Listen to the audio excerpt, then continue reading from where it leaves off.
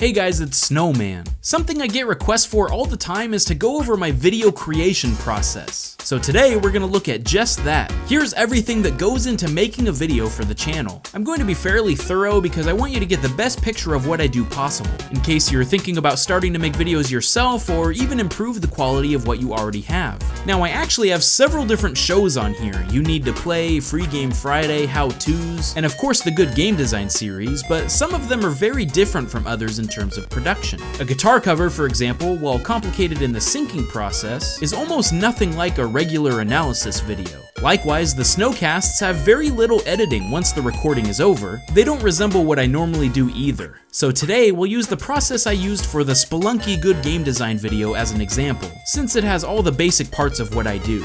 Let's start at the beginning. The first step is probably one of the hardest, and that's just coming up with an idea. One of my goals with Snowman Gaming is to bring something new to the table. That's why you'll rarely see me do a run-of-the-mill review of a game. Instead, I'll break it down and try to talk about why a game is great or what stood out to me, etc. I think it's important to ask yourself why you want to make this video. Are you covering a popular game but discussing an element that hasn't been brought up before? Are you wanting to share the awesome gaming experience you had with other people and explain why? I think those reasons are fine, but what you shouldn't do is create a video just for a video's sake.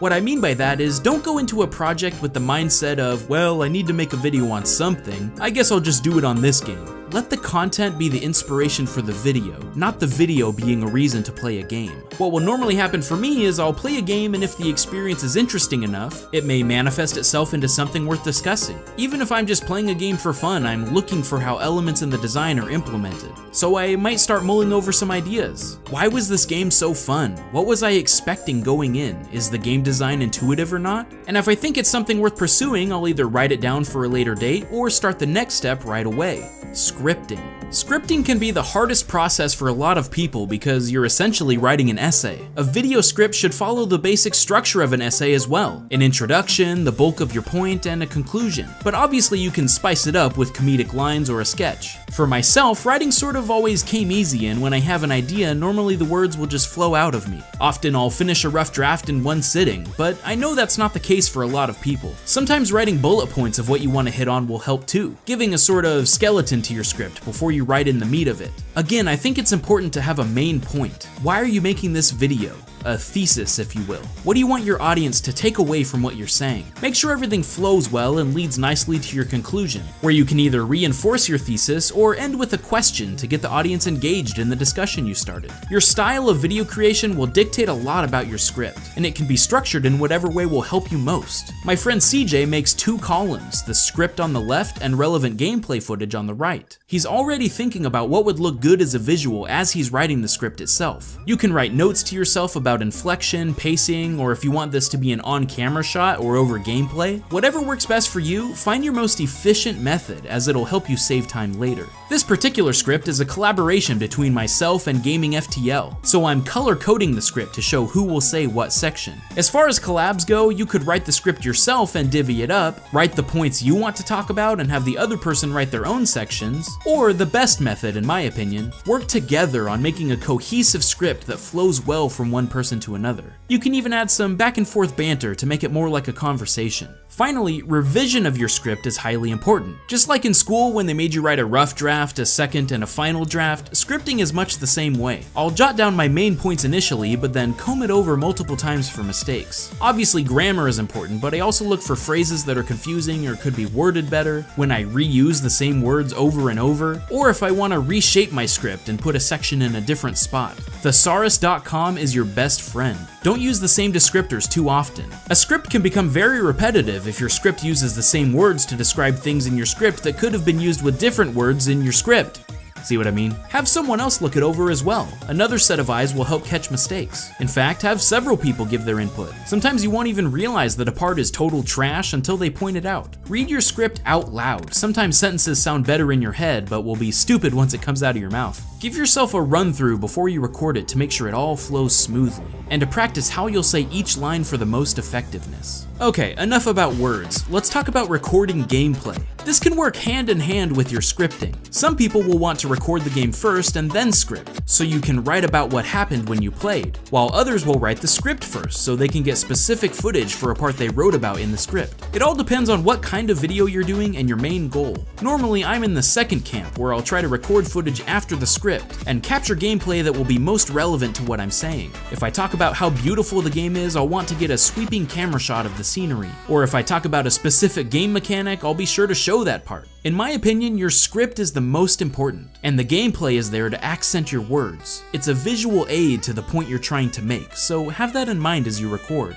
I use Open Broadcast Software, or OBS, to record everything on PC, and I've had no issues with it. It works fantastically for footage as well as streaming, and it's 100% free. I have an entire other video on how to get it set up and use it effectively, so I'll let you check that out here. But there are other options that cost money, such as XSplit, Fraps, or Bandicam. I haven't used them though, so I don't have an opinion on the bang for your buck. For console footage, I use the Elgato HD, and it also has worked tremendously well for me. It's easy to set up and has incredible quality. My one complaint is that the file size is quite large through the Elgato. Make sure you have an external hard drive to store it if you're going to be recording a lot of footage with it. All products I use will be linked in the description below, by the way. This is the fun part of the process. You get to actually play a game. But alas, it's short-lived because now we need to move on to the voiceover. I used to record my VO using Windows Sound Recorder app, and I can't believe I ever did that because it's just horrible. Now I use a program called Audacity, which is free and can add all sorts of boosts and effects to your audio. I also use a Blue Yeti microphone, which is a pretty standard YouTuber starter mic. It's not the greatest out there, but certainly is all you'd need to start. If you're strapped for cash, another mic I can recommend is the Samson Go mic. It's about half the price, and the quality isn't bad. I used it for about a year before I upgraded. Audio is very important for a YouTube video though. Someone might click away if the first thing they hear is a distorted or low quality voice. Please do not use your internal mic in your laptop or something.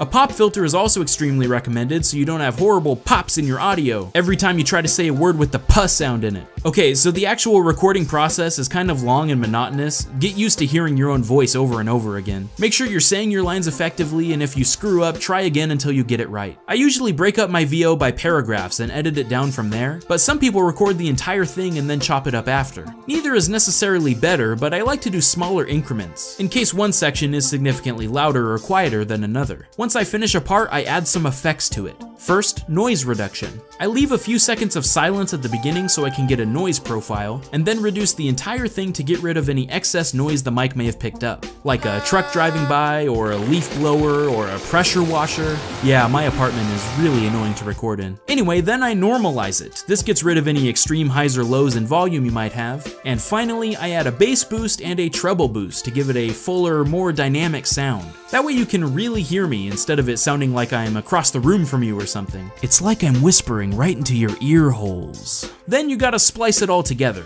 Cut out all the mistakes and try to really get the pace and timing right. You don't want too long of pauses in between sentences, but you also don't want to speed by so fast the audience didn't catch what you said. I started doing YouTube with way too slow of pace, and then I cut things way too fast for a while, but now I found a happy medium. Mess around with the different effects and timing until you get a voiceover that you're happy with. Now comes the fun part, the actual editing. I use Adobe Premiere, which is the main editing software that most YouTubers use, though some might use Sony Vegas as well. I actually used Corel Video Studio for quite a long time when I started out, but I don't recommend it. It's very limited in its capabilities. I'd go with Premiere if you can. If you're a student, you can get Adobe's entire creative suite for quite the discount, including Photoshop and After Effects. That's the best way to do it if you're in that situation. Premiere is great and pretty easy to learn if you have basic editing knowledge. I recommend checking out this tutorial by Barry Kramer from Game Grumps. It's a little long, but he's fun to listen to and goes over the basics of how he uses Premiere. The first thing I do is drop in my voiceover and add background music to it. As I said, I think the audio is most important, so I make sure that all that sounds good and is paced well before I add any video. Make sure the background music isn't too loud or overpowering and that the transitions between songs are smooth. You want them to fade, not cut off. What music should you use? The best choice would be something from the game you're talking about. But if you're discussing broader gaming concepts or something not associated with a specific game, just try to pick music that fits the mood of what you're saying. But stick to video game music, otherwise you'll risk a copyright claim. If you add any audio gags like sound effects or cuts of silence, make sure you add these in now. It might be hard to get a feel for exactly how long it should be without any video, but it's better to add it now than having to separate your audio out later and add in the sound effects. In this video, I mixed in Gaming FTL's voiceover as well as my own, so I had to check the pacing and the audio levels to make sure one of us wasn't louder than the other. It would be a jarring transition otherwise. Once your audio is complete, it's time to add footage. Obviously, if you have on-camera shots using your adorable little face, you'll add it in here, but I almost never use on-camera stuff, so I can't really help you with that. I do think it's important to ask how necessary it is for you to be on screen though. Are you adding something substantial to the video?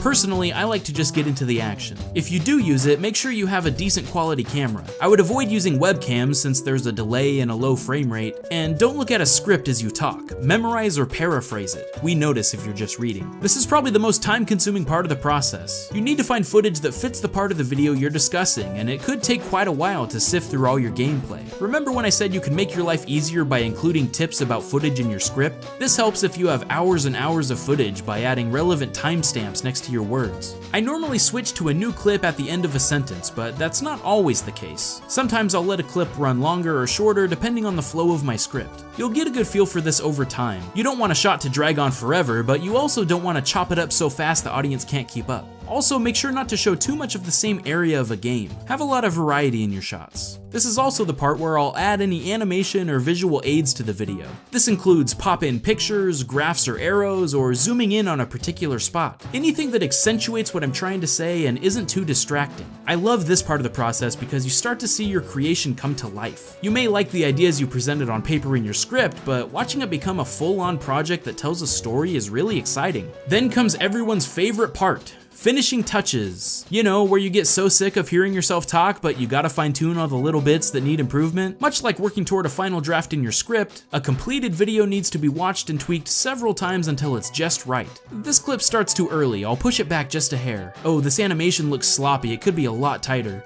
This footage actually would look better over here instead. When you think you're done, ask yourself a few questions. Does my main idea present itself in the best way possible with the clips I've chosen? Does it have a clear introduction and ending? Am I missing anything important? Yes, I am, but no, never mind, because that would take way too long to add it now. But then, once you've got a final version of your video, you're still not done yet. You need a thumbnail, you silly goose. Funny story, up until very recently, I always made my thumbnails in PowerPoint. Yes, PowerPoint. It's actually surprisingly versatile and can do a lot of what I want it to do, but obviously there are better programs out there to use. You can see here that I'm using Premiere to make these thumbnails and then just take a snapshot of the frame. But your best option is going to be Photoshop. It has the most functionality and will make your life a lot easier. But if you can't afford that, GIMP is a free alternative, though I find it a little hard to use. As far as what to make your thumbnail look like, you want to use as much space as possible without overloading it. This is the first thing someone's going to see of your video, so you want it to be eye-catching. A bad practice I used to do was putting the entire video's title in the thumbnail, but that's redundant and a waste of space. A good option is to put a picture of what you're talking about along with some sort of branding if you have any,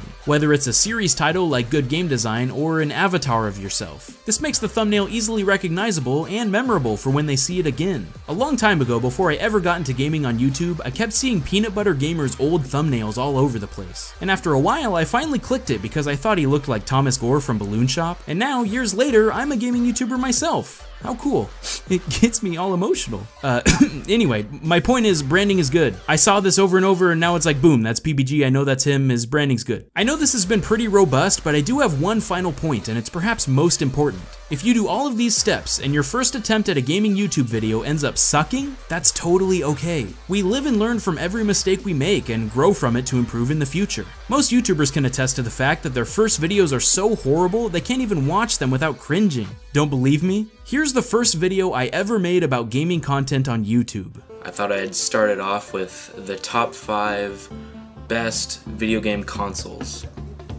So I hate everything about this video. I could not sound any less enthused about this. I look like I want to take a nap. I pause way too long and often. There's no editing or cuts. I'm just talking to a camera. I'm freaking chewing gum for Pete's sake. I loathe myself for ever making this, even though I'm a pretty old school gamer.